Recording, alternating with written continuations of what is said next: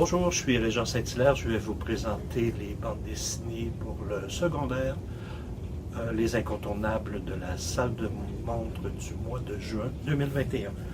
On débute avec un album pour le premier cycle du secondaire qui s'appelle Snapdragon aux éditions Kinaï de Kat Lee. On est dans un roman graphique. On va aborder la magie. C'est une jeune fille qui a de la misère à s'adapter, qui a de la misère à sociabiliser, qui est fascinée par les animaux et qui va rencontrer une vieille dame, une vieille sorcière qui apparemment manipule l'esprit et les squelettes des animaux. Donc elle va être fascinée par cette dame-là et cette dame-là en fin de compte a un lien avec elle parce que il y a plusieurs années, elle avait eu une aventure, c'était l'amoureuse de la grand-mère de Jax. Donc on aborde le thème de l'homosexualité, la différence, et on est vraiment là dans une quête de reconnaissance en fin de compte de l'autre, d'acceptation de soi, acceptation de la différence. Jax justement qui a des problèmes, sa mère vient de divorcer et elle a divorcé d'un conjoint violent. Qui avait un chien et qui a dû le laisser à la maison. Donc il va toujours réapparaître à la maison pour essayer de récupérer son chien avec ses deux gros pitbulls assez violents. Donc Jax, elle veut garder ce chien-là qui est un bulldog à 3 pattes. Donc on est vraiment sur un récit très très humain. Il va y avoir aussi, bon, la grand-mère va réapparaître dans le décor. La jeune fille, en fait, on se rend compte que la sorcière est probablement est réellement une sorcière et qu'elle peut communiquer avec l'esprit des animaux. Donc c'est ça, pour les gens qui ont aimé le livre Garçon sorcière, on est vraiment dans le même esprit que ça. Donc c'est vraiment magnifique. On va y aller avec le secondaire deuxième cycle. Yojimbot, Silence métallique, c'est le premier tome d'une série qui devrait être probablement en 4 tomes de Sylvain Repos. On est dans le français. Et on est dans un futur post-apocalyptique, un monde où des robots, l'action se situe près d'un parc d'attractions autour des robots. Et c'est un jeune garçon, en fin de compte, son père va se faire assassiner. Il va être, en fin de compte, secouru par un robot. Et on découvre que c'est ça, ce garçon-là détient un certain secret, un certain pouvoir. Donc, il est poursuivi par un rival de son père. Et il y a un robot, en fin de compte, qui va s'affranchir justement de la loi de la robotique et qui va sauver ce garçon-là et qui va devenir son garde du corps. Donc on est dans un récit de survivance, un dessin hyper punché, on est vraiment à la limite du manga, des couleurs vraiment très très flash, beaucoup d'action et une réflexion aussi là, sur justement les lois de la robotique, sur la loyauté. Donc un album vraiment incontournable.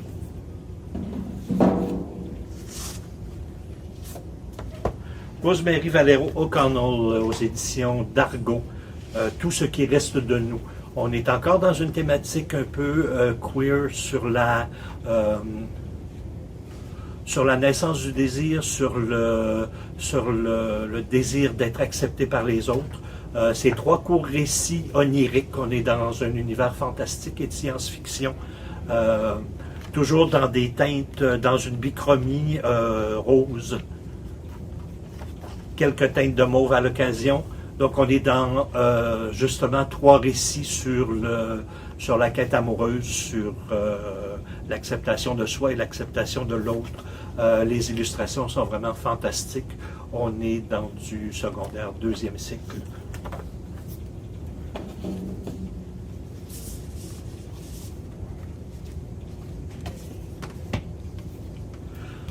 Aux éditions Kinaï de Joe Abnett et Colbard, Wild's End, tome 1, Première lueur. Un album vraiment fascinant. On est dans le secondaire deuxième cycle encore. C'est un énorme hommage à la guerre des mondes de H.G. Wells. On est dans les années 30 en Angleterre. Un petit village, c'est un récit anthropomorphique. Donc, des animaux. Donc, évidemment, la personnalité des personnages va être reliée à leur race. Une espèce de clochard, un renard clochard un peu voyou et un peu voleur qui va découvrir en fin de compte et qui va suivre une étoile filante avec son comparse. Son comparse va se faire assassiner et c'est une attaque extraterrestre. Donc on est vraiment là dans les thématiques de H.G. Wells. Vous voyez vraiment justement ces espèces de grands tripodes qui vont passer de village en village et on va suivre en fin de compte un ancien amiral de la marine, une écrivaine solitaire qui est un peu alcoolique sur les bars, un journaliste et cette espèce de voyou qui va essayer de sauver l'Angleterre. On est vraiment dans un récit une ambiance très victorienne. Et ce qui est bien aussi, c'est qu'on a une mise en abîme entre chaque chapitre. On va avoir, entre le chapitre 1 et 2, c'est un reportage du journaliste. Ensuite, on va avoir le journal intime de l'écrivaine. On va avoir aussi l'écrivaine qui, en fin de compte, écrit des romans de science-fiction pour son ex-mari. Donc, on va avoir des extraits de ces romans de science-fiction. C'est vraiment un récit très littéraire, donc il peut se travailler justement, aussi le contexte historique, mais on peut le travailler pour la mise en abîme et pour le genre de science-fiction. Donc, vraiment incroyable.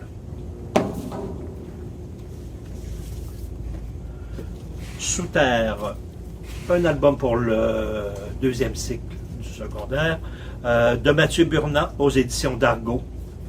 On est dans un documentaire, une fiction documentaire. C'est une jeune fille. Bon, ça débute avec une jeune fille qui vient d'enterrer, elle vient de mettre en terre un être cher. Et elle reçoit en fin de compte un courriel qui l'invite à participer à un concours pour devenir pour remplacer Hadès, qui est le dieu des souterrains, le dieu grec, qui veut prendre sa retraite. Donc, il va inviter une trentaine de personnes et ça va être vraiment un concours. Et le survivant, c'est une espèce de grande compétition. Et le survivant va devenir, en fin de compte, le maître des enfers. Et c'est, en fin de compte, un prémisse pour nous. Ils vont être réduits à une taille microscopique. Et c'est un documentaire assez passionnant et assez érudit sur le sol, sur les minéraux, sur les champignons. Donc, on est vraiment là, dans le monde microscopique souterrain. C'est vraiment fabuleux. On a justement la mécanique de concours qui nous donne une espèce de suspense. Donc, c'est un beau mélange là, d'érudition et de loisirs. C'est vraiment très ludique comme récit.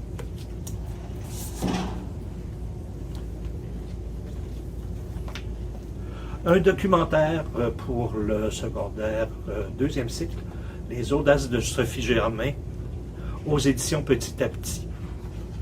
Un ouvrage vraiment remarquable, qui nous raconte l'histoire de Sophie Germain, qui a grandi pendant la Révolution française. Elle est morte au milieu du 19e siècle. Passionnée par les mathématiques, elle va devoir, elle est à l'époque, les femmes sont interdites dans les universités. Elle va prendre un pseudonyme, elle va avoir des correspondances avec les plus grands mathématiciens et les plus grands physiciens de l'époque, qui vont, en fait, quand elle est rendue vraiment très à l'aise avec eux, elle leur avoue qu'elle est une femme, donc ils vont la prendre sous leur giron et elle va vraiment monter les échelons. C'est une très grande mathématicienne. Elle a vraiment changé là, les mathématiques mondiales. Et c'est vraiment le récit de sa vie, de ses recherches, de ses rencontres. Et c'est en court chapitre, et entre chaque chapitre, vous avez un document de 2 à 4 pages. Donc, il va nous parler des nombres de Sophie Germain. On va vraiment avoir, on parcourt, donc c'est ça, toute cette espèce de les salons littéraires, les salons philosophiques. C'est assez fabuleux. Et on aborde en même temps là, la place des femmes dans la science et dans la culture de la première moitié du 19e siècle en France. Donc, vraiment un incontournable.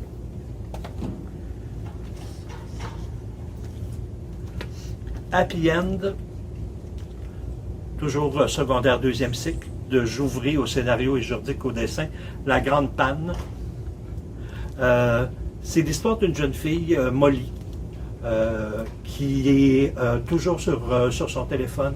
Elle est passionnée par les épidémies, par les crises, et ça débute vraiment tout simplement avec un rationnement de l'essence, et ça va dégénérer en fait compte assez vite, et la famille va devoir déménager.